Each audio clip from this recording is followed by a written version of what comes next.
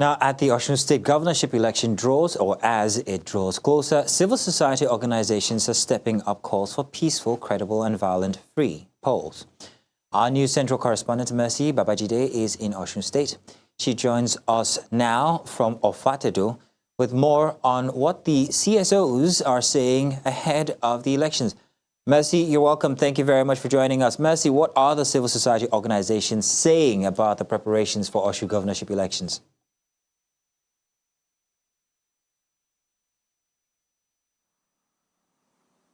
Hello to you there in the studio. Well, we about 45 minutes ago, we had the conversation with one of the civil society organizations in Osun State, and something that we took away, or one very major key takeaway from what he said, is the fact that the security should be heightened. And then he made mention of the fact that most of the political parties keep pointing accusation fingers at each other, but rather, instead of doing the right thing, and what he claimed to be the right thing should be them talking about what they would do for the people in the next 4 years. He claimed that the campaign is not issue-based.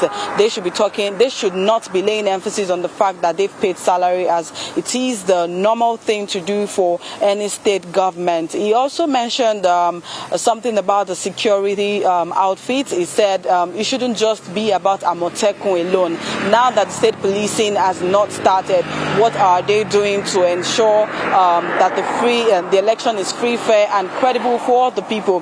He said most of the security outfits should be armed with weapons equivalent to what the bandits, I'm quoting what he said. He said they should be armed with weapons equivalent to what the bandits have in hand to, of course, protect the people. Now, Mercy, what specific concerns have the CSOs raised ahead of the poll?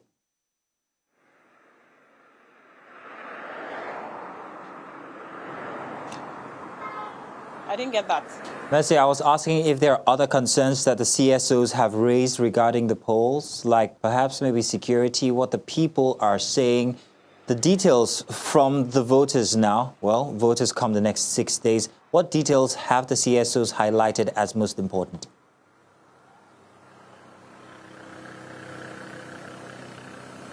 Okay, he said it feels like most of these people, or rather most of the people campaigning, do not have the interests of the people at heart.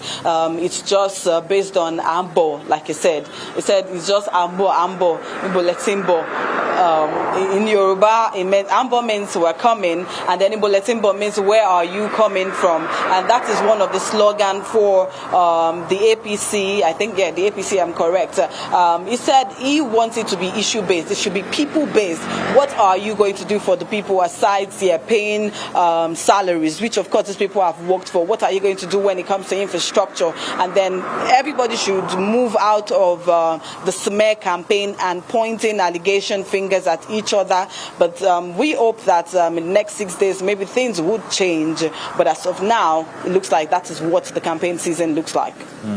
So in Ede, we had, I think it was you or Bernard who spoke to, it was Bernard from earlier, he spoke to a resident, and they talked, Ede rather, they talked about how good the incumbent governor has been doing.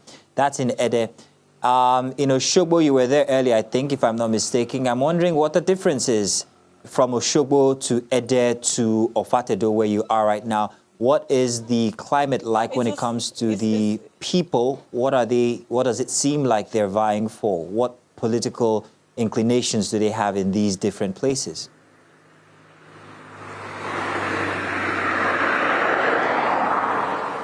Well, I would say it's the same thing.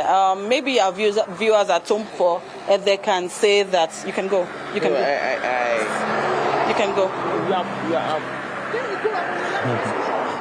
So for people in Ede, they will probably say that maybe because the governor is from Ede.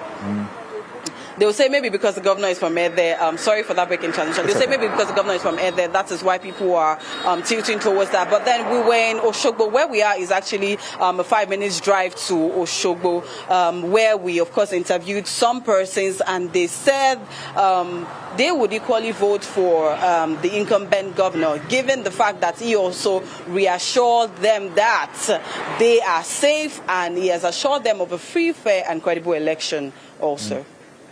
Okay. So they're confident that the election will be peaceful. Are they? What are you seeing when it comes to security?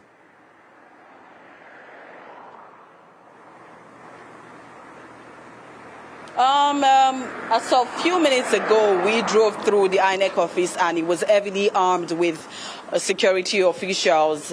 We couldn't make videos because, of course, they didn't allow us, but we prayed that maybe subsequent time we'll be able to make videos. But then we couldn't make videos. It was heavily armed right from, in fact, I think about 2-3 kilometers away from INEC, you would start seeing heavy security guards and the Nigerian army. Yes, the Nigerian army, they were fully there. And not just the INEC offices, for every bus stop or every junction in Oshogbo, starting from Ede to Oshogbo, actually, you would see security outfits or security operatives manned at every corner. And I feel like the every presence of those security operatives would make you know that, yes, the election is drawing closer, and they are trying to ensure that the people of Osun or Oshogbo, Ede, they're safe, or basically Osun at large. All right. Well, thank you very much, Mercy Babajide, for bringing us details from Ofatedo, where you are in Osun State, as we wait to see what happens the next 6 days for the polls for governorship elections there. Thank you very much, Mercy. Mercy, please do be careful.